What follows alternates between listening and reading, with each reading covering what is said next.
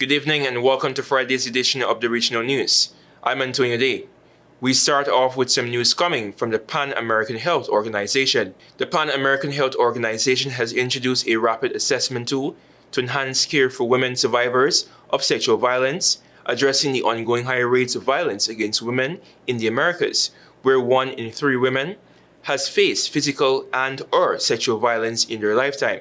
PAHO said that the tool offers the region's public health sector a practical evidence-based instrument to evaluate services in emergency rooms and clinics, identify critical gaps in post-rate care, and strengthen the healthcare providers' response to one of the region's most pervasive human rights and public health challenges.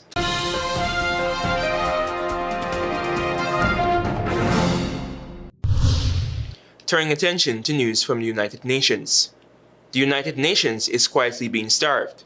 This month in New York, the Secretary General Antonio Guterres warned that the General Assembly's Budget Committee that the UN is entering a race to bankruptcy. The organization ended 2024 with about $760 million in unpaid contributions from member states, most of it still outstanding. The United Nations regular budget is apportioned according to national income.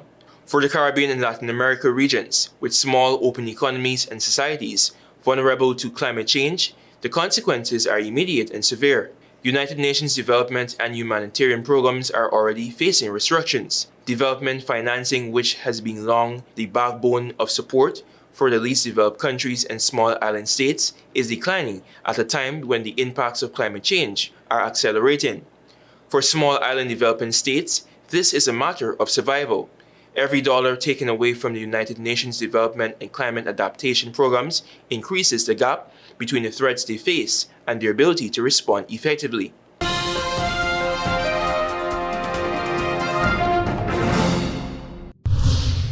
And finally, United States Congresswoman Yvette Clarke has slammed military strikes against alleged drug boats off the coast of Venezuela and in the Pacific by the Trump administration as unlawful and un-American.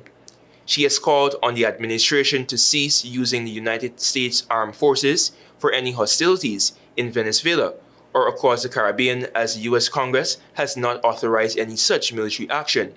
Clarke, who represents Brooklyn's 9th Congressional District in the U.S. House of Representatives and whose parents are Jamaicans, said that the administration's kill first and ask questions never approach demonstrates a cavalier disregard for both U.S. and international laws.